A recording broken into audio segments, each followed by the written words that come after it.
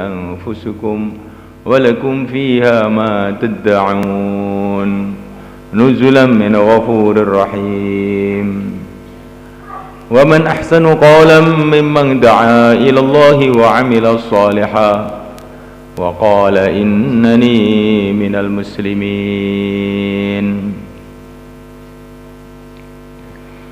ولا تستوي الحسنة ولا السيئة ادفع بالتي هي أحسن فإذا الذي بينك وبينه عداوة كأنه ولي حميم وما يلقاها إلا الذين صبروا وما يلقاها إلا الذين صبروا وما يلقاها إلا ذو حظ عظيم.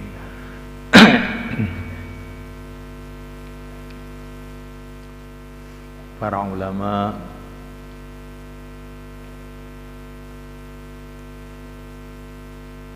para ustadz, para hadirin, akramakumullah, rahimakumullah.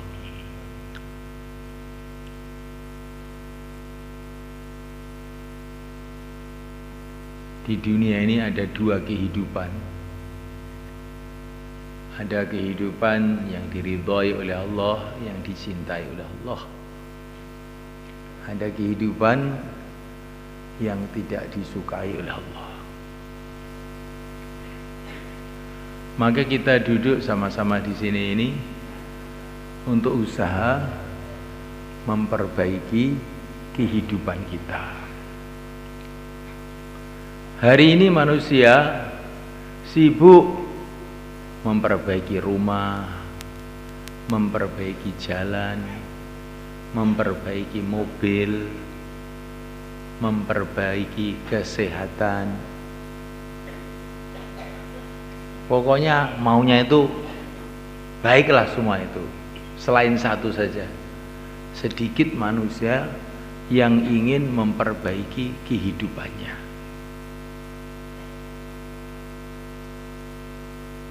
Maka di sekolah-sekolah itu ada pelajaran perbaikan teknologi, perbaikan ekonomi, perbaikan pembangunan, perbaikan segala macam perbaikan itu ada semua. Kecuali perbaikan kehidupan itu jarang kita dengar. Sehingga tambah hari rumahnya tambah baik, tapi kehidupannya tidak baik. Jalannya tambah baik, tapi kehidupannya tidak tambah baik. Bangunan-bangunannya tambah baik, tapi kehidupannya tidak tambah baik. Hadirin dimulakan Allah Ta'ala, apa gunanya orang itu punya pakaian bagus, tapi badannya rusak, bonyok semuanya. Beli sepatu harga 10 juta, tapi kakinya itu busuk, apa gunanya? Begitu juga malaikat Allah Ta'ala, rumahnya baik, badannya baik, tapi kalau kehidupannya tidak baik itu seperti itu, akhir-akhirnya itu tidak ada gunanya. Para nabi, para rasul alaihi wassalam diutus oleh Allah SWT untuk memberikan contoh kepada kita kehidupan yang baik. Para nabi, para rasul tidak berpikir memperbaiki rumah-rumah, memperbaiki teknologi, memperbaiki jalan-jalan. Bukan itu yang dipikirkan. Memperbaiki kehidupan manusia. Kalau kehidupan manusia ini baik, maka Allah ridho kepada manusia ini, maka Allah akan mudahkan seluruh kehidupannya, baik kehidupan dunianya maupun kehidupan setelah dunia ini. Ringkasnya para nabi, para rasul itu yang dipikir itu bagaimana manusia itu menjadi kekasih-kekasih Allah. Nah, kalau manusia sudah menjadi kekasih-kekasih Allah, ya dunia ini yang berkuasa itu Allah, pasti dia akan beruntung. Akhirat pun yang berkuasa Allah, pasti dia akan beruntung. Itulah yang diusahakan oleh para nabi, para rasul. Memperbaiki kehidupan, memperbaiki amalan, memperbaiki hati. Itu yang dipikirkan. Yang oleh karena Allah Ta'ala, kalau orang itu hatinya baik, amalannya baik, jadinya kehidupannya baik, maka di mana saja, zaman apa saja, di daratan atau di lautan, tetap saja dia ini akan mulia, karena mereka ini dicintai oleh Allah, mereka dibela oleh Allah, dijaga oleh Allah. Mereka ini adalah kekasih-kekasih Allah. Di Mesir pada zaman pemerintahan Fir'aun, menterinya tidak kalah jahatnya, namanya Haman. Masyarakatnya ada dua, yang satu masyarakat asli Mesir, itu juga kanu qauman fasikin, fasik. Yang kedua orang-orang muhajirin, yaitu Bani Israel. Bani Israel ini sebetulnya orang Islam, tapi orang Islam yang sudah lupa dengan agamanya. Nabi Musa alaihissalam dalam suasana yang seperti itu, suasana politik merugikan, suasana masyarakat merugikan, suasana ekonomi apalagi lebih merugikan lagi. Pokoknya masalahnya itu segala macam masalah. Tapi Nabi Musa tetap saja mulia, tetap saja sukses. Ini Allah ceritakan dalam Quran. Begitu juga Nabi Ibrahim zaman Namrud. Begitu juga yang mulia Nabi Agung Muhammad SAW, yang diliputi masalah dari segala arah. Di Jazirah Arab penuh masalah. Di luar negeri di sana ada Persia, penyembah-penyembah berhala juga ngamuk kepada baginda Nabi. Orang Romawi juga menyiapkan pasukan untuk baginda Nabi. Pokoknya masalah itu dari segala arah. Tetapi semalakan tetap saja baginda Nabi yang mulia, tetap saja jaya, tetap saja sukses. Karena apa? Kesuksesannya bukan karena hartanya, kesuksesannya bukan karena politik, kesuksesannya bukan karena ekonomi, suksesnya itu karena hubungan beliau dengan Allah. Inilah kehidupan orang-orang yang dicintai oleh Allah. Soft awalnya para nabi, para rasul. Kemudian setelah itu para sahabat. Ini para sahabat ini bukan nabi, bukan rasul. Asalnya orang-orang kafir. Tapi mereka ini pengikut setia dari yang mulia Nabi Agung Muhammad SAW. Rijalun sadaqu ma'ahadullah alaih. Mereka ini orang yang betul-betul menepati janjinya kepada Allah. Faminhum man qadha nahbah wa minhum man yantazir. Mati dalam keadaan menepati janji. Yang masih hidup juga tetap berpegang pada janjinya. Ini para sahabat. Bukan tipe orang-orang yang kumatan. Ini para sahabat. Rijalun sadaqu ma'ahadullah alaih. Ini dalam Hayatus Sahabah, kitab Hayatus Sahabah yang ditulis oleh Syekh Yusuf rahimahullah, itu di garis pertama, halaman pertama tulis itu, rijalun sadaqu ma'ahadullah alaih. Laki-laki yang menepati janjinya kepada Allah. Bukan katanya janji 4 bulan, tahu-tahu jadi 40 hari. Nah, itu bukan sodaku ma'ahadullah alaih. Katanya mau 40 hari, tahu-tahu tinggal 3 hari. Katanya mau 3 hari, tahu-tahu hilang. Ini bukan sodaku ma'ahadullah alaih. Janjinya rubah-rubah terus. Janjinya mau iktikaf, tahu-tahu sudah menyiapkan sepeda motornya untuk melarikan diri. Ini malaikat Allah Ta'ala. Ini bukan sahabat itu malaikat. Sahabat itu orangnya itu menepati janji. Apa yang mereka janji kepada Allah ditepati betul, tidak peduli apapun keadaan. Ketika yang mulia Nabi Agung Muhammad SAW wafat, terjadi guncangan-guncangan yang luar biasa. Saking sedihnya para sahabat dengan wafatnya baginda Nabi ini, sebagian itu mengatakan, alangkah beruntungnya bila aku mati sebelum beliau, sehingga saya tidak mengalami kesedihan semacam ini. Tapi temannya, kalau saya tidak, katanya, saya akan buktikan kepada Allah SWT bahwa waktu baginda Nabi masih hidup, saya ikut setia beliau, dan Nabi dipanggil oleh Allah, saya juga tetap setia pada beliau. Nah, ini sahabat begitu saudara. Nggak ada sahabat yang mengatakan, saya ini kan bukan Nabi, bukan Rasul, dan Nabi sudah dipanggil oleh Allah, ya sudah, saya akan kembali kepada keyakinan masing-masing, macul. Dagang urusan agama ini itu urusannya Nabi, saya ini bukan Nabi, bukan Rasul. Nggak ada sahabat yang begitu itu.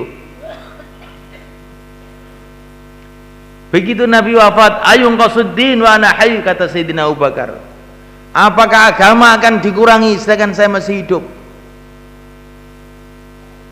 Nah, itu semangatnya para sahabat. Semoga menjadi semangat kita juga. Akhirnya para sahabat ini, walaupun mereka bukan Nabi, walaupun mereka bukan Rasul, tapi mereka dibela oleh Allah, dibantu oleh Allah, diberkati oleh Allah. Setiap ada pasukan pada zaman sahabat sudah pada wafat, akhir-akhir zaman sahabat, setiap ada pasukan perang, maka panglimanya itu bertanya kepada pasukannya, apakah di sini ada orang yang pernah melihat Rasulullah? Oh, masih ada. Ini ada 2 orang. Oh, sudah, nggak masalah. Mesti menang kita. Bismillah, berangkat. Nah. Jadi wujudnya sahabat itu, datangnya sahabat itu sudah mendatangkan kemenangan. Karena datangnya sahabat itu datangnya pertolongan Allah. Setelah sahabat pada wafat semua, zaman tabi'in, maka setiap ada pasukan Islam mau perang, maka panglimanya tanya, di sini apa ada yang pernah melihat sahabat? Oh, ada, masih banyak. Oh, sudah, kita mesti menang. Bismillah. Nah. Setelah zaman tabi'in habis, orang-orang yang pernah melihat sahabat ini pada mati, datang zaman tabi'in. Begitu umat Islam, setiap ada perang ditanyakan, ada orang yang pernah melihat tabi'in, pernah melihat orang yang pernah melihat sahabat? Ada enggak? Oh, ada. Oh, sudah, bismillah, menangnya. Nah, kayak begitu semua kan. Jadi orang-orang dulu itu kalau perang bukan ngitung pasukannya berapa, senjatanya berapa, strateginya bagaimana, itu nomor 30. Nah, nomor 30. Yang dipikirkan, ada orang-orang yang bisa mendatangkan nusratullah apa enggak ini? Nah. Pada zaman Sayyidina Abu Bakar As-Siddiq radhiyallahu ta'ala anhu, pasukan Islam menghadapi musuh yang banyak sekali, kirim surat ke Madinah, ini pasukan Islam menghadapi musuh banyak sekali, minta bantuan dari Madinah. Oh iya, dibantu oleh Sayyidina Abu Bakar. Berapa ribu orang bantuannya? Bantuannya 1 orang tok, namanya Amr. Amr ini kebanyakan orang tidak kenal sahabat yang istilahnya sahabat muda yang bukan termasuk tokoh sahabat, itu bukan. Sudah tak kirim 1 orang, ini sudah cukup kok 1 orang aja. Begitu Amr datang, pasukan kafir lari semua. Ada apanya itu? Punya tangan berapa, punya kaki berapa Amr itu? Sama aja dengan yang lain. Hubungannya kepada Allah itulah semalakan. Pada zaman Sayyidina Umar bin Khattab terjadi hal yang sama. Sayyidina Umar ini mengatakan, ini saya kirim 4 orang bala bantuan. Ngirim bala bantuan kok 4 orang, gimana? Begitu 4 orang itu datang, langsung kemenangan diraih oleh orang Islam. Orang Islam tidak pernah menang karena senjatanya, karena jumlahnya, tapi karena mutunya orang-orangnya, hubungannya kepada Allah, itulah yang bikin mereka sukses. Nah, oleh karena Allah Ta'ala, setelah zaman sahabat juga masih ada orang-orang yang seperti itu, tapi kelompok-kelompok kecil. Kalau zaman sahabat ini merata, umat Islam itu merata semua. Semua baik semua punya hubungan kepada Allah yang luar biasa semua. Laisa fi ashabi Muhammadin husalah.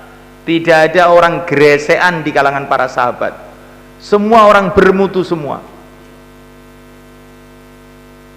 Di para sahabat itu laki-lakinya, wanitanya, anak-anaknya, pejabatnya, rakyatnya, itu orang bermutu semua. Nggak ada orang yang istilahnya itu geresean, murahan, itu nggak ada. Semua orang bermutu semua. Tapi setelah zaman sahabat itu ada juga orang bermutu, tapi tidak merata. 1 orang, 2 orang, 1 keluarga, 2 keluarga, begitu. Akhirnya pertolongan Allah Subhanahu wa Ta'ala itu datang juga cuman kepada beberapa orang, beberapa keluarga, beberapa kampung, begitu saja. Tapi zaman sahabat dulu tidak. Pertolongan Allah datang kepada umat.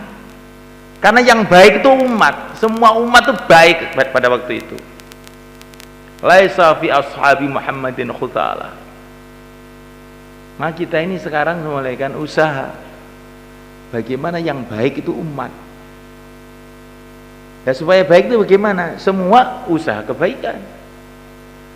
Maka petani, pedagang, Pak Lurah, Pak Camat, Pak Bupati, Pak Gubernur, semua keluar 4 bulan. Insyaallah malaikat. Kita tidak ingin jadi gubernur, tidak, gubernurnya sudah ada. Nah, kalau nanti kita mendaftarkan malah repot, bayarnya banyak. Kita ingin Pak Gubernur itu 4 bulan. Enak saja 4 bulan. Ini bukan enak saja masalahnya. Supaya semua itu jadi baik. Zaman sahabat dulu itu pejabat-pejabatnya itu wali-wali semua kan. Pejabatnya itu bangsa Sayyidina Abu Bakar Siddiq radhiyallahu ta'ala anhu. Orang yang dapat salam dari Allah SWT. Pejabatnya itu bangsa Sayyidina Umar bin Khattab radhiyallahu ta'ala anhu. Yang kalau berjalan setan aja lari. Setan itu lari. Dalam hadis itu sahabat dijelaskan kalau Sayyidina Umar berjalan, setan-setan itu pada lari puntang-panting, tidak karuan. Pejabatnya bangsa Sayyidina Utsman bin Affan radhiyallahu ta'ala anhu, yang para malaikat pun malu dengan Sayyidina Utsman. Saking baiknya Sayyidina Utsman itu, malaikat pun malu pada Sayyidina Utsman. Sayyidina Utsman itu semuanya kan diriwayatkan Imam Suyuti, itu Rasulullah sudah wafat ketika beliau jadi khalifah itu. Kadang-kadang beliau ini melihat Nabi itu melek-melekan, bukan Nabi itu melek-melekan, saking kuatnya rohaninya itu. Itu pejabatnya. pejabatnya kayak Sayyidina Ali bin Abi Thalib radhiyallahu ta'ala anhu. Saya lebih hafal jalan-jalan di langit daripada jalan-jalan di Madinah, katanya. Ini pejabat apa ini? Pejabat langit apa bagaimana? Saya lebih hafal jalan-jalan di langit daripada jalan-jalan di Madinah. Malaikat Allah Ta'ala, panglimanya itu Sa'ad bin Abi Waqqas. Kalau ada orang buta datang ditiup langsung melek. Ada orang lumpuh, berangkat, sudah langsung lari. Itu panglimanya itu bangsa kayak begitu. Itu pejabat-pejabatnya, tentara-tentara zaman sahabat. Kita nggak bisa bayangkan itu kok bisa begitu tuh, bagaimana? Sekolahnya di mana? Pesantrennya di mana? Mereka itu sebabnya kayak begitu itu karena menceburkan diri total zahir batin dalam perjuangan yang mulia Nabi Agung Muhammad SAW. Sudah gitu sebabnya. Sebenarnya itu aja sebabnya. Ringkasnya itu aja. Zahir batin total mereka ini pokoknya serah bongkoan derek Kanjeng Nabi. Ngono-ngono gitu asli ini. Dari itulah mereka mendapatkan kemuliaan-kemuliaan yang luar biasa. Nah, muliakan Allah Subhanahu wa taala. Nah, kita duduk sama-sama di sini untuk merenungi kehidupan yang mulia itu. Kehidupan para nabi, para sahabat, kehidupan wali-wali Allah setelah itu, kehidupan wali songo. Ini orang akhir ini malaikat. Bagaimana orang akhir? Wali songo itu orang akhir, baru 400 tahun yang lalu. Tapi ketika mereka ini total mengikuti yang mulia Nabi Agung Muhammad SAW, dalam keyakinannya, dalam ibadahnya, dalam perjuangannya, dalam kesabarannya, dalam takwanya, sayangnya kepada umat, Allah tidak sia-siakan.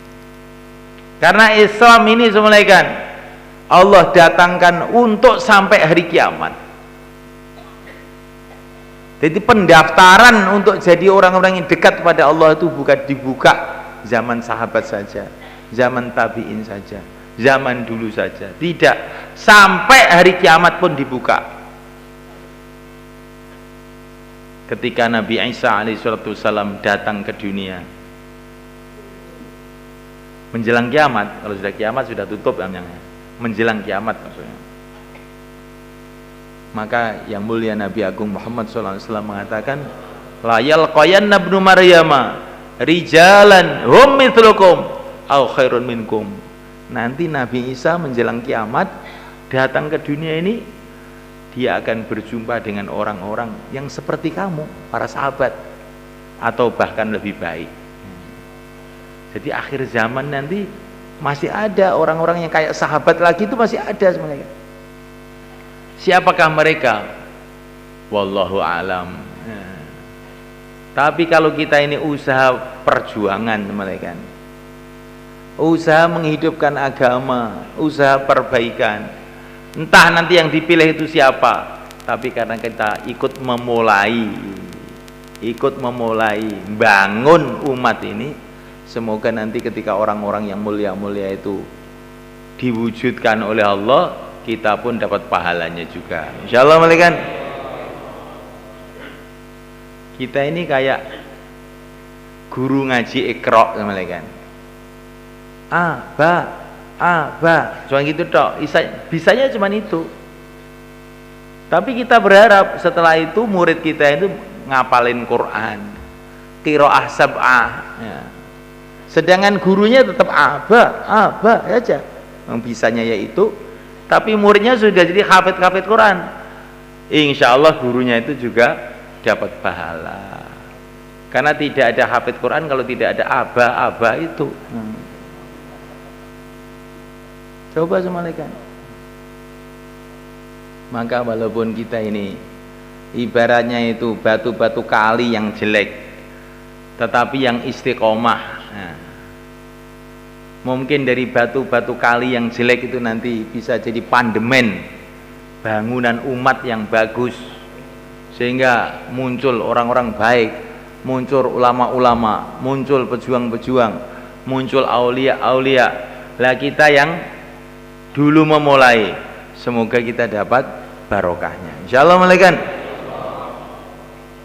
jangan kita sombong. Kita ini pokoknya walaupun batu kerikil, tapi batu kerikil yang kenceng itu loh, jangan batu kerikil yang meslek, nah, yang akhirnya itu malah membuat orang terpeleset, kakinya buntung. Nah, batu kerikil yang bisa jadi cor, yang kuat, maka nanti itu ini pasti semua kan, umat ini satu saat akan kembali kepada zaman sahabat, itu pasti. Dalam hadis riwayat Bazzar itu, umat ini akan kembali kepada khilafah ala minhajin nubuwah pada akhirnya. Islamnya akan menang kembali, orang-orang akan berbondong-bondong masuk Islam lagi, agama selain Islam akan hilang. Ini sudah janji-janji Nabi, pasti, nggak perlu diamini, pasti itu.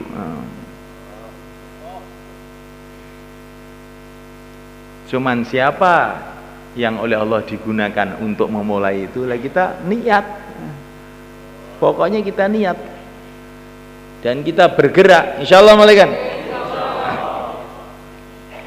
ini muliakan Allah Ta'ala, para nabi, para rasul, para sahabat dan pengikut-pengikutnya itu ciri khasnya yang pertama, mereka punya yakin yang kuat kepada Allah. Sebagaimana yang dicontohkan oleh Nabiullah Ibrahim alaihissalam,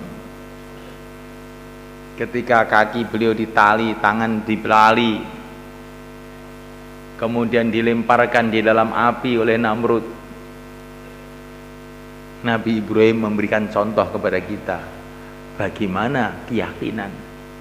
Hasbunallah wa ni'mal wakil, cukup Allah, sebaik-baiknya yang diserahi segala urusan adalah Allah, cukup Allah. Nabi Ibrahim tidak mengatakan macam-macam perkataan, cuman satu kalimat aja, hasbunallah, cukup Allah.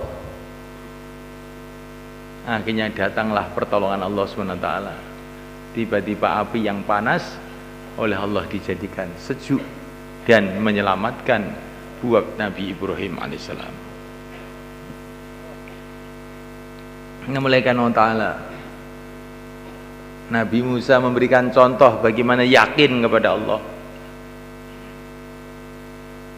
Wa ufawwidu amri ilallah, innallaha basirum bil ibad. Aku serahkan segala urusanku kepada Allah. Allah Maha tahu kepada hamba-hambanya. Hasilnya apa? Fawaqahullahu sayyiati ma makaru wa haqa bi ali fir'auna su'ul azab. Beliau selamat, Fir'aun musuhnya hancur. Jadi hancurnya Fir'aun bukan dengan senjata, bukan dengan tentara, tapi dengan keyakinan yang luar biasa dari Nabiullah Musa ini. Begitu juga Sayyidul Anbiya, Nabi Agung Muhammad sallallahu alaihi wasallam di Uhud, depannya pasukan kafir, belakang, kanan, kiri, beliau berteriak, Allahumma iyyaka na'budu wa iyyaka nasta'in. Hanya Engkau yang aku sembah ya Allah, hanya Engkau yang aku mintai tolong. Ini kalau mengucapkan ini waktu sholat semua sih bisa. Ini waktu di tengah-tengah pertempuran, depan pedang, belakang pedang, kanan kiri pedang, apa yang dibuat? Iyyaka na'budu wa iyyaka nasta'in. Langsung tuh orang kafir terpental semua, mencelat. Maka kata para ulama, iyyaka na'budu wa iyyaka, pelajari di masjid, diucapkan di masjid, prakteknya di medan juang. Itu prakteknya di medan juang. Sebelum itu kita latihan dulu. Pokoknya menghadapi apa-apa, Allahumma iyyaka na'budu wa iyyaka nasta'in. Hanya Engkau yang aku sembah, hanya Engkau yang aku mintai tolong. Menghadapi siapa saja, menghadapi teman, menghadapi lawan, menghadapi istri, menghadapi anak. Baru menghadapi istri aja sudah takut. Sudah lupa, iyyaka na'budu wa iyyaka nasta'in, lupa. Dibayani 1 jam, hilang semua.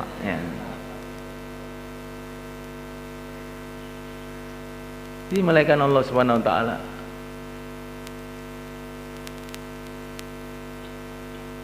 Jadi itu dulu baginda Nabi itu begitu ngajari malaikat. Ngajari iman itu diajarkan di masjid, dipraktekkan di dalam perjuangan.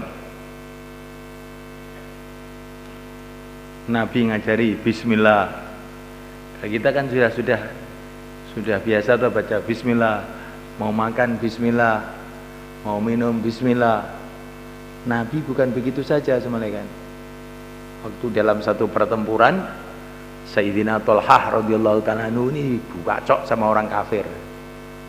Dibacok maka ditangkis gitu.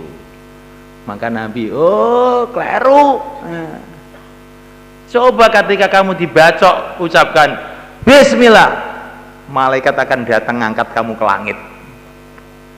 Gak lulus. Coba semalaikat Allah Ta'ala. Karena Nabi itu ngajari para sahabat tuh ingat kepada Allah tuh setiap saat, setiap keadaan. Justru di saat suasana-suasana itu mengajak kita lalai, kita ingat kepada Allah. Lah itu yang hebat sebenarnya.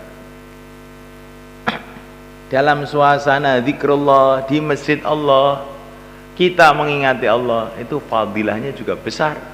Kita dapat barokahnya majlis zikir. Tetapi semalaikat di tengah-tengah orang kafir, di tengah-tengah panasnya perjuangan, di tengah-tengah kesulitan, kita zikir pada Allah. Wah, itu juga ada keistimewaannya yang khusus semalaikat. Itu termasuk yang dikerjakan para nabi dulu. Kayak Nabi Musa alaihissalam, depannya lautan, belakang pasukan Fir'aun. Semua teman-temannya ketakutan. Kala inna ma'ya rabbi, jangan terkesan Tuhanku bersama aku. Nah, ini malaikat mengatakan Tuhanku bersama aku dalam keadaan tenang, tenteram, aman. Itu malaikat juga barokahnya besar. Tapi kalau di tengah-tengah kesulitan, Tuhanku bersama aku, betul-betul dari lubuk hati, itu yang akan mendatangkan nusratullah ghaibiyah kepada kita. Tiba-tiba lautan jadi jalan raya, double fungsi untuk menyelamatkan Nabi Musa dan pasukannya dan sahabatnya, dan untuk menghancurkan Fir'aun dan pasukannya. Yakinnya kepada Allah itu para nabi itu luar biasa. Tandanya yakin kepada Allah itu bagaimana? Menghadapi lawan, menghadapi kawan yang diingat Allah. Karena kawan tidak bisa menolong tanpa Allah, lawan juga tidak bisa membahayakan tanpa Allah. Berjumpa Jibril, Nabi Ibrahim, hasbunallah. Berjumpa Namrud juga hasbunallah, wiridnya sama.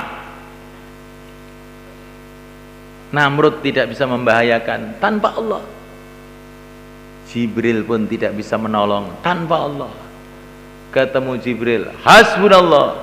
Ketemu Namrud, hasbunallah. Nah, ini namanya imannya lurus. Kita belajar begitu semalaikat, insyaallah malaikat. Kalau menghadapi kemudahan kita ingat kepada Allah. Kalau menghadapi kesulitan lupa kepada Allah, ini iman lemah namanya. Iman lemah. Wa minan nasi may ya'budullah ala harf. Iman mirang-miring. Ya. Kalau suasananya mendukung, ingat Allah, Allah. Tapi kalau suasananya tidak mendukung, sudah lalai semuanya. Lali. Nah, ini iman yang lemah. Lah iman yang dikehendaki itu keadaan apapun, Allah Rabbi la usyriku bihi syai'a. Baginda Nabi mengatakan kepada Sayyidina Ali, ya, kalau menghadapi masalah-masalah, Allah Rabbi la usyriku bihi syai'a. Nah, mulaikan Allah Ta'ala imannya itu Masya Allah para anbiya, imannya kepada Allah, yakinnya kepada Allah. Ketika Nabi dakwah sampai akhirnya hijrah ke Madinah, dakwah tambah mengembang, berbondong-bondong orang masuk Islam. Raja Persia, raja terbesar saat itu, marah. Karena dikirimi surat sama Nabi, diajak masuk Islam, mau marah. Maka kirim utusan ke Madinah, hentikan itu kerja-kerja kamu, kalau tidak akan saya hancurkan kamu dengan seluruh bangsa kamu, kata Raja Persia. Utusannya itu duta besar Persia itu 2, komisnya panjang, jenggotnya bersih gitu, kayak Gatot Kaca. Maka Nabi itu loh ditakut-takuti seperti itu, nggak jawab apa-apa, malah memperhatikan komisnya itu. Kamu kok komisnya dipanjangkan, jenggotnya dipotong, itu yang nyuruh siapa, kata Nabi. Loh, ini duta besar negara Persia ditanya masalah komis oleh Nabi itu, ya kan, ya aneh Nabi itu. Nah, Nabi itu yang diperhatikan itu. Diceritakan Persia akan menyerbu Madinah, akan dihancurkan di Madinah. Nabi itu malah nggak jawab. Komis kamu panjangannya nyuruh siapa? Nah, katanya duta besar Persia itu, yang menyuruh Tuhan saya. Tuhan kamu itu siapa? Raja Persia. Kalau Tuhan saya menyuruh panjangkan jenggot, tipiskan komis, kata Nabi. Maka orang utusan Persia ini pelongo ya. Iki piye to dijak omong kok malah pelongo. Nabi mengatakan, sudah, kamu pergi dulu ya, besok pagi kamu kesini lagi. Nah,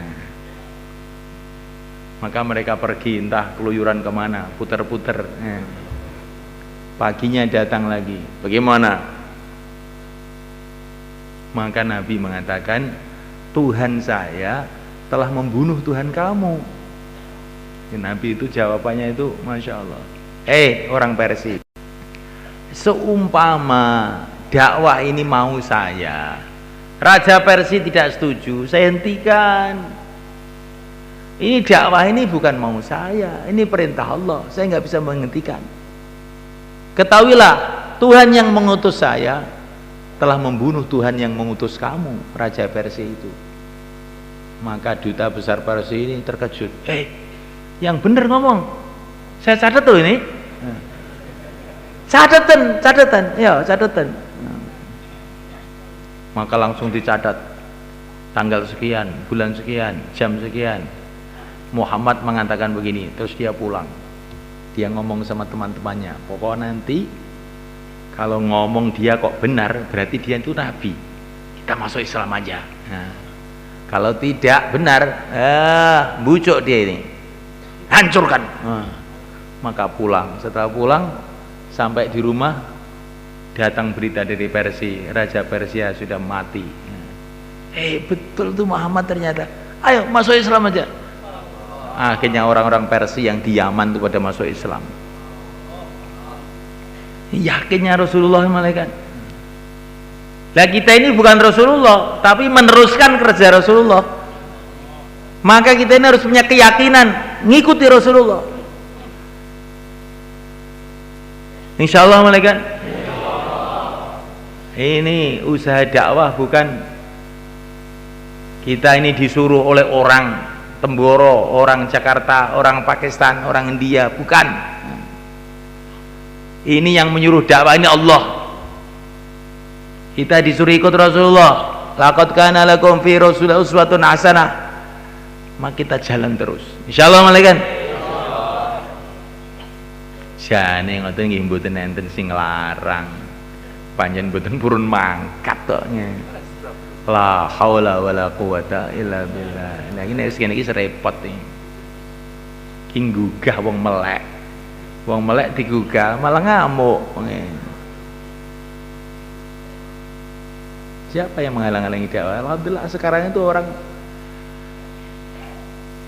sudah mulai senang di mana-mana dengan dakwah itu. Kemarin kita bikin istimak di mana di Magetan. Masya Allah, pejabat-pejabat, tentara-tentara, polisi pada datang, pada seneng walaupun belum keluar. Tapi senang dulu. Di Ngawi juga begitu, kemarin di Masjid Jami' Ngawi, Masya Allah, ulama-ulama juga banyak rawuh. Ponorogo juga begitu, di Nganjuk juga begitu. Dan kita ini akan usaha setiap kabupaten nanti ada istimewa, untuk supaya umat Islam semua tahu bahwa umat Islam punya tanggung jawab. Tanggung jawabnya dua, mengamalkan agama dan memperjuangkan agama. Karena umat Islam ini diperintah oleh Allah untuk mengikuti nabinya.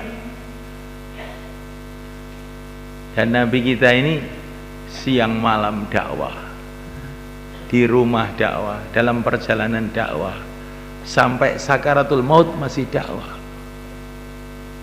Dalam keadaan sakaratul maut masih membentuk jamaah untuk dikirim ke negeri Rom. Itu yang mulia Nabi Agung Muhammad SAW.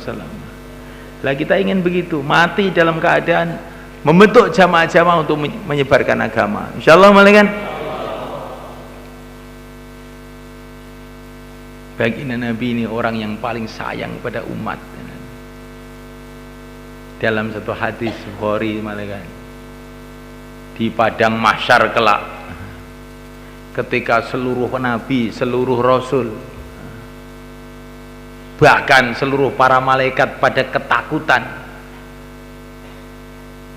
saking dahsyatnya keadaan pada hari itu. Tapi yang mulia Nabi Agung Muhammad SAW masih juga memikirkan umatnya. Nabi-nabi mengatakan nafsi, nafsi. Sekarang tidak bisa memikirkan orang lain saya hari ini, hanya bisa memikirkan diriku sendiri. Tapi yang mulia baginda Muhammad SAW, analaha, analaha, analaha. Ini bagian saya, ini bagian saya. Ini baginda Nabi ceritakan perkara ini kepada kita. Untuk apa? Agar kita ini punya sikap seperti beliau ini. Insyaallah malaikat. Di saat orang-orang sudah berputus asa, orang-orang tua berputus asa, ngurus anaknya mumet. Sekarang ini akhir zaman, anak sekarang susah diatur. Guru-guru SMP, SMA, sanawiyah, aliyah, dosen-dosen juga putus asa. Memang zamannya sudah lain, Pak. Ya sekarang sak jalan-jalannya saja. Sulit sekarang itu. Pejabat-pejabat pun sudah berputus asa. Cari pegawai yang bisa dipercaya, yang tidak korupsi, sulit. Sekarang ini yang penting pokoknya jangan sampai ketahuan, itu aja yang penting. Daya itu semalaikan. Karena sudah kalau kita ingin pegawai yang bersih, sudah malah nggak dapat pegawai, malah kantornya tutup jadinya. Ya sudah, seada-adanya saja.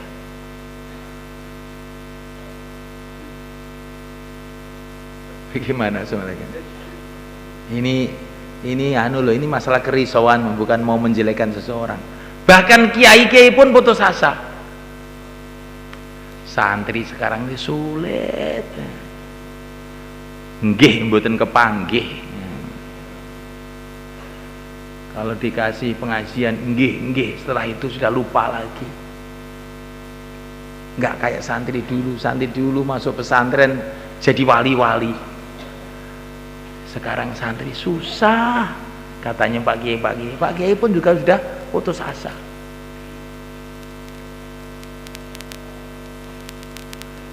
Jadi ini zaman putus asa, kayak di padang mahsyar zaman sekarang ini. Zaman orang itu putus asa. Maka Nabi mengatakan ya'ti 'alan nasi zamanun yashukkuna fil jihad. Fajaitu yaumaidin fa inal jihada yaumaidin hadir. Akan datang satu masa manusia ragu berjuang itu masih ada gunanya enggak? Saking susahnya keadaan itu. Berjuanglah pada hari itu, maka berjuang pada hari itu akan disegarkan kembali oleh Allah. Mungkin saat inilah semalekan banyak orang tuh ragu perjuangan masih ada gunanya atau tidak, umat masih bisa diperbaiki atau tidak. Kata Maulana Said Khan, ini seorang ulama di Pakistan, beliau mengatakan kalau kita di rumah lama-lama mesti putus asa, kata beliau. Lihat para nabi itu bergerak. Safir ta'awadhan amang tufariquhu bang saffa inna ladzal 'aishi fin nasabi, kata Imam Syafi'i. Kita bergerak, nanti putus asa ini hilang. Ternyata kita dapat orang-orang yang baik, orang-orang yang mau berjuang bersama kita, angsor-angsor yang kuat. Kalau kita di rumah saja putus asa. Itu Wali Songo itu rumahnya bukan Jawa, dari negeri jauh sana, datang ke sini. Masya Allah, barokahnya akhirnya tidak karu-karuan. Umpama mereka itu di negerinya mereka sana, mungkin putus asa juga jadinya. Para nabi bergerak. Lah umat ini sebabnya berputus asa, ini sebabnya kata beliau karena kurang bergerak. Hanya memikirkan lingkungannya sendiri aja, lama-lama sumpek. Ngurus kampungnya sumpek. Kampung saya ini kok susah sekali. Dah, yang penting pokoknya santri saya sudah. Akhirnya dipikir santrinya. Tapi santrinya ini dipikir juga nggak mau baik. Karena lingkungannya jelek, akhirnya santrinya nakal-nakal. Akhirnya kiai itu mundur lagi. Sudah, yang penting anak istri saya aja. Anak istri dipikirkan, ternyata anak istrinya itu juga nggak mau dipikirkan. Suruh wiritan malah nonton TV aja. Akhirnya Pak Kiai mundur lagi. Sudah, kita nonton bareng-bareng. Masya Allah. Ini gambaran mereka. Jadi orang itu kalau tidak mau bergerak itu akhirnya itu melimpes, lama-lama putus asa, tambah sudah nggak karu-karuan. Tapi kalau kita bergerak, ternyata di sana ada orang yang masih cinta agama. Bergerak lagi, ternyata masih ada orang yang semangat. Bergerak lagi, dalam negeri, luar negeri, ternyata di Eropa pun banyak orang yang suka agama. Jamaah 4 bulan dikirim ke Amerika. Orang Jakarta, orang Blitar, orang mana-mana itu, orangnya itu loh nggak bisa bahasa Inggris, yang bisa bahasa Inggris cuma 1-2 orang, itu pun Inggrisnya juga nggak baik. Datang ke Amerika 4 bulan, yang masuk Islam banyak sekali. Akhirnya mereka itu, ternyata janji Allah akan menolong orang-orang yang berjuang itu masih berjalan ternyata. Sing ngarani hapus sapa ya kowe kuwi to. Tapi ini buktinya kalau kita ini mau keluar. Kalau nggak mau keluar, kita ini mumet sendiri. Mumet sudah. Ini agama ini fitrahnya itu memang harus gerak. Rasulullah itu orang gerak. Para sahabat itu masyarakat gerak. Al-Muhajirin wal Ansar itu masyarakat gerak. Nabinya nabi gerak. Umatnya harus umat gerak. Kalau umatnya diam, lama-lama terus putus asa. Nggak usah disembelih, nggak usah dikasih baygon.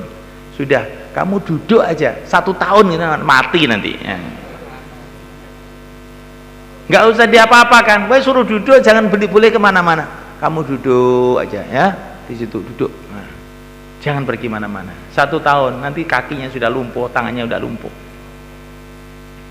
Begitu juga umat ini semalekan. Kalau diem, nanti itu jadi lemas, loyo. Jamaah kemarin dikirim ke Timika sana di Irian. Masya Allah, itu di tengah hutan kan. Ada kampung-kampung yang mereka itu ngaku keturunan orang Arab. Memang wajahnya wajah Arab, tapi mereka ini di tengah hutan. 20 kampung. Sambutannya luar biasa teman-teman. Seneng didatangi jamaah itu. Belajar sholat, belajar wudhu. Saking lamanya mereka tidak mendengar informasi agama. Coba teman-teman. Akhirnya jamaah itu semangat. Pak Dr. Ainul sekarang ke sana. Dikirim jamaah ke Papua New Guinea. Ke sana lagi, Irian ke sana lagi. Masya Allah, kemarin dari orang-orang Irian dikirim ke sana. Ceritanya kemarin ke sini, Masya Allah. Itu di sana umat Islam sedikit kan. Tetapi orang itu masuk Islam begitu mudah sekali di sana itu. Itu jamaah itu ya mungkin karena bicaranya terlalu kasar atau bagaimana, orang kampung itu marah. Kampung itu marah, calon gubernur datang. Jangan marah, ini orang-orang baik, saya siap menerima Islam katanya. Malah calon gubernurnya itu malah membela jamaah itu, sehingga itu hotel yang ditempati itu pada masuk Islam semua. Masya Allah. Orang Irian, orang Papua New Guinea, orangnya kayak orang Irian gitu. Tapi di sana sudah lebih baik, sudah berpakaian, sudah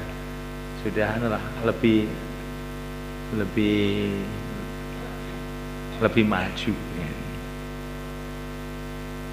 Nah, malaikat Allah Ta'ala, jamaah Masyurat, ibu-ibu juga dikirim ke Inggris.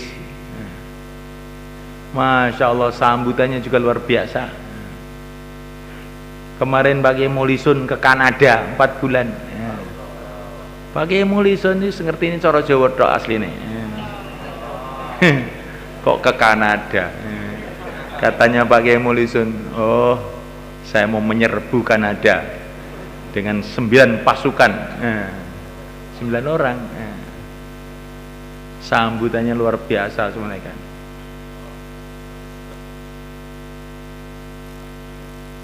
Jadi semulaikan Allah Ta'ala dengan bergerak itu ternyata itu banyak orang-orang yang mau menerima kebaikan.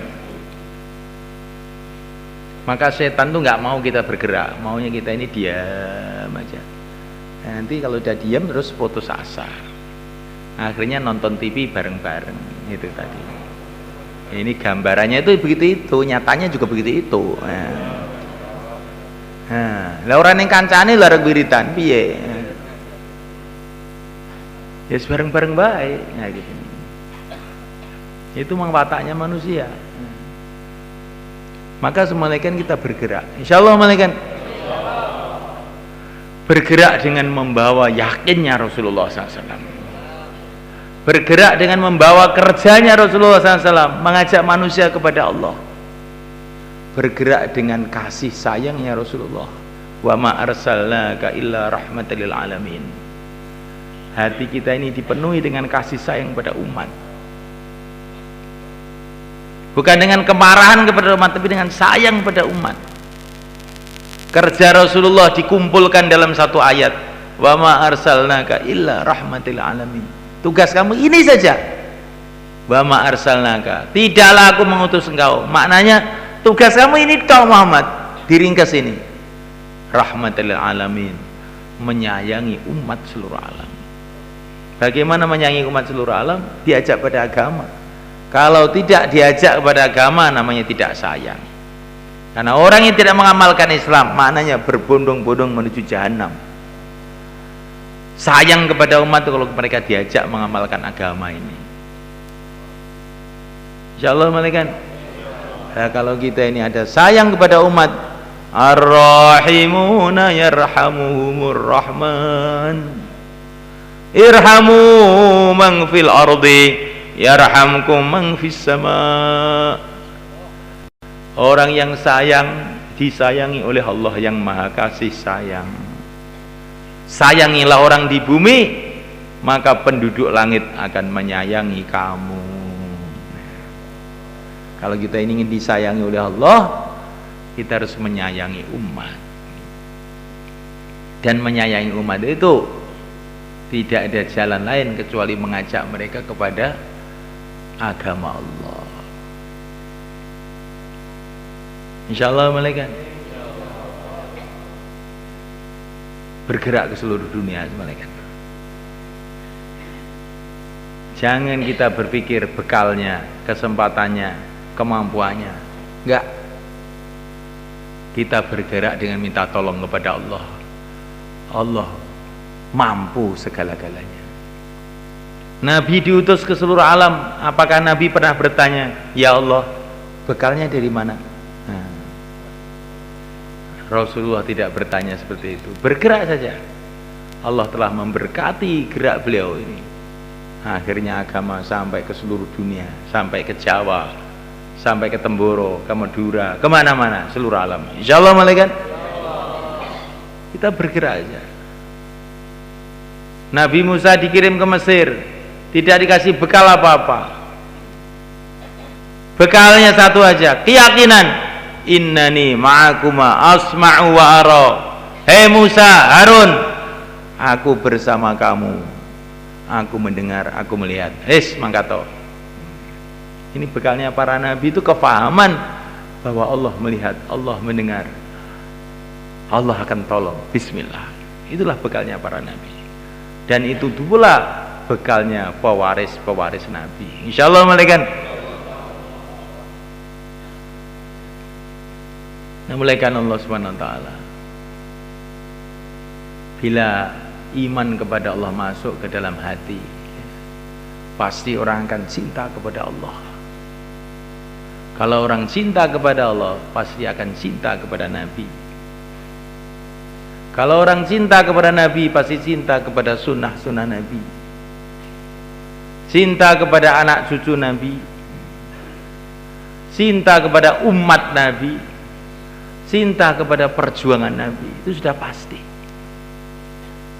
Jadi orang merasa beriman terus kemudian tidak mau memikirkan umat ini tidak benar semuanya kan. Iman itu buktinya memikirkan umat, mau berjuang. Innamal mu'minuna alladzina amanu billahi wa rasulihi thumma lam yartabu wajahadu bi amwalihim wa anfusihim fi sabilillah ulaika humus shadiqun. Orang iman itu orang yang iman kepada Allah dan Rasulnya, tidak ada ragu sedikit pun, dan kemudian berjuang. Itulah orang yang imannya benar. Jadi kalau orang itu tidak mau berjuang, itu berarti bukan termasuk shadiqun, benar dalam imannya. Jadi berjuang ini bukan masalah mau atau tidak mau. Dalam Quran itu dikatakan buktinya iman itu mau berjuang. Kalau kita nggak mau berjuang, itu berarti belum ada bukti imannya itu. Bukti kesungguhan imannya belum ada. Ulaika humus shadiqun. Orang yang mau berjuang itulah yang benar dalam imannya. Coba semalaikan, kita pikirkan nih keadaan umat di kampung kita, kampung-kampung sekitarnya, di negeri kita, di luar negeri, di mana saja. Al-Imam Al-Ghazali rahimahullah, beliau mengatakan kalau ada satu orang di pojok dunia sana tidak tahu agama, kemudian kamu tidak berbuat apa-apa untuk dia, kamu dosa dan seluruh umat Islam dosa semua. Jadi kalau ada orang nggak tahu agama di pojok Irian Barat sana mereka, kemudian kita tidak berbuat apa-apa, nggak pergi ke sana, nggak ngirim orang ke sana, nggak usaha apa-apa yang kita bisa, minimalnya hatinya tidak ada greget, prihatin, nah, kita dosa dan umat Islam semua ikut dosa. Maka harus kita kirim jamaah-jamaah ke ujung-ujung negeri ini, ke pulau-pulau terpencil, pucuk-pucuk gunung, Gunung Bromo, Malang itu semua kan. Itu di dekatnya, di muka hidungnya umat Islam. Tapi di situ agama begitu lemah sekali. Beberapa tahun yang lalu santri-santri kita kirim ke sana waktu Ramadan. Banyak orang masuk Islam di sana. Disunati bareng-bareng di sini. Ini kemarin juga sudah pada datang lagi ke sini, minta jamaah lagi. Coba semalekan. Siapa yang memikirkan itu? Di saat agama tidak ada yang mau memikirkan, kita memikirkan, maka pahalanya itu berlipat-lipat. Nabi mengatakan 3 orang dicintai oleh Allah. Yang pertama, di tengah malam orang-orang pada tidur semua, dia bangkit, kemudian tahajud, merengek-rengek, ya Rabbi, ya Rabbi. Ini dicintai oleh Allah. Yang kedua kali, ada orang perlu bantuan, orang miskin perlu bantuan, nggak ada orang bantu, terus kemudian dia dengan sembunyi-sembunyi membantu, dicintai oleh Allah. Yang ketiga, perjuangan. Di saat orang-orang tidak mau berjuang, lari dari perjuangan, dia maju, tidak peduli apa yang akan terjadi, ini orang dicintai oleh Allah. Ringkesnya semalekan, kalau dalam keadaan orang nggak mau mikir agama, kok kita mikir agama, maka kecintaan Allah kepada kita akan tambah melimpah ruah lagi, insya Allah malaikat. Kalau orang dicintai oleh Allah, tidak khawatir, dunia milik Allah, akhirat milik Allah. Untuk itu semalekan, yang hari ini mau keluar 4 bulan, untuk kita ini ada rasa tanggung jawab agama. Baginda Nabi itu bukan hanya dakwah, bukan hanya ibadah, bukan hanya mengamalkan agama, tapi beliau ini tanggung jawab agama, memulai perjuangan agama.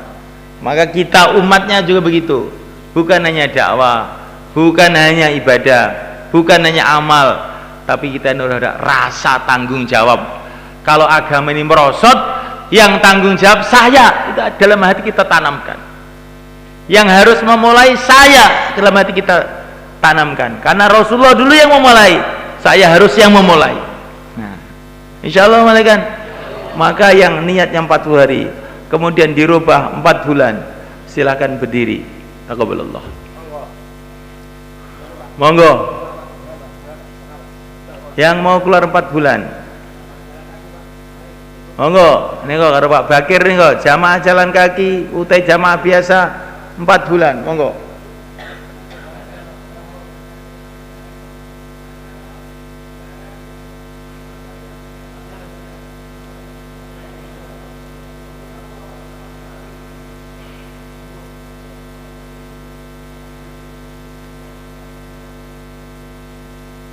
Belajar tanggung jawab,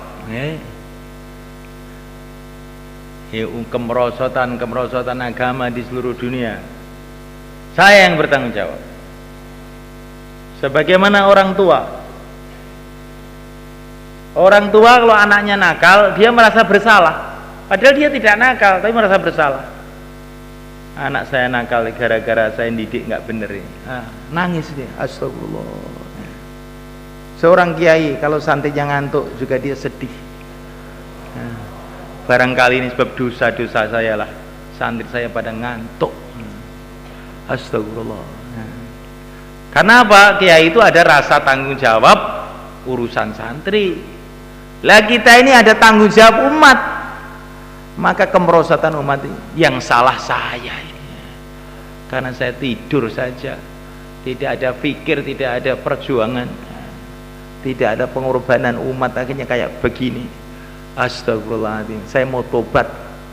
Tobatnya bagaimana? Sekarang juga berangkat, insyaallah malaikat. Monggo sing badhe sekawan wulan jumeneng, monggo. Taqabbalallah. Siapa lagi?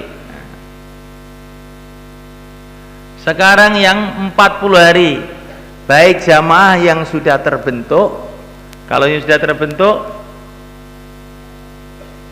menempati tiangnya masing-masing, yang belum terbentuk ke timur. Silakan yang mau keluar 40 hari, silakan berdiri. Monggo. Yang belum terbentuk jamaah ke timur, yang sudah terbentuk jamaah ke nomornya masing-masing di tiang-tiang ini. Taqabbalallah.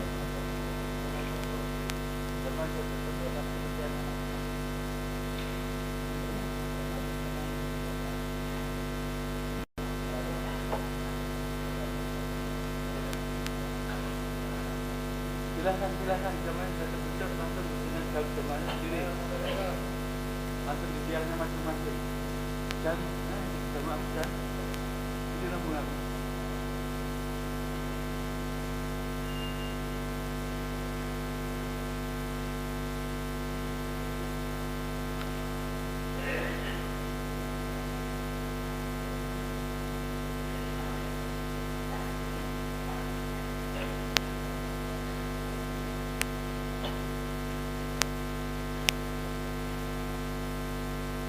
Para ulama mengatakan tanggung jawab agama inilah yang pahalanya paling besar, kayak pabrik, kan? Pabrik itu penanggung jawabnya, direkturnya itu kelihatannya cuma duduk-duduk saja, tapi dia ini bertanggung jawab. Pokoknya bagaimana pabrik ini maju. Maka walaupun dia duduk saja sambil minum kopi, pahalanya, gajinya itu paling besar. Karena rasa tanggung jawab itu sama mereka. Nah sekarang ini yang amal agama itu masih ada, tetapi yang tanggung jawab ini sedikit mereka. Dakwah alhamdulillah sudah mulai jalan, itu yang tanggung jawab itu loh. Kalau dakwah merosot, nanti bagaimana saya di depan Allah? Ini Syekh Abdul Wahab hafizahullah, ini orang tua kita di Pakistan. Kalau malam itu lagi nangis waktu tahajud itu semuanya kan nangis, maka beliau ini berteriak-teriak kadang-kadang, kalau saya tidak sungguh-sungguh dalam perjuangan ini, nanti di padang mahsyar saya taruh di mana muka saya di depan Rasulullah SAW, katanya beliau itu gitu tuh. Nah buktinya kita sama cinta sama Nabi, teruskan perjuangan Nabi. Orang-orang tua kita itu nangisnya kayak begitu sebenarnya kan. Kita ini akan ada urusan sebenarnya kan dengan Allah, urusan dengan Rasulullah. Kalau kita nggak sungguh-sungguh sekarang, gawat kita ini sebenarnya kan. Monggo sinten malih, monggo 40 hari yang mau keluar 40 hari. Insyaallah kita semua niat semalikan. Ini program-program akan terus sampai Sabtu pagi pemberangkatan jamaah. Kita ini akan mudzakarah bagaimana menghidupkan amal masjid, bagaimana menghidupkan amal rumah, bagaimana perjuangan ini bisa hidup di mana-mana di seluruh dunia. Kita akan mudzakarah, kita akan saling mengingatkan, maka semuanya ikut ambil bagian insyaallah malaikat. Aja namung niki malam bar maghrib tok tumut, mengke bar subuh mboten tumut, mudzakarah enjing mboten tumut, mengke akhirnya pemahaman ini ku mboten sempurna. Pemahaman kita terhadap kerja ini tidak jelas. Karena pemahamannya kurang, akhirnya kerjanya itu tidak sesuai. Jadi kalau pemahamannya itu lebih baik, nanti insya Allah kerjanya akan lebih baik juga. Insya Allah malaikat. Sekarang malaikat 3344, apa yang telah disampaikan tadi yang masih ingat diulang-ulang. Terus kita janjian kepada teman kita masing-masing kapan 4 bulannya, kapan 40 harinya. Monggo 3344 mana kan bikin halaqah.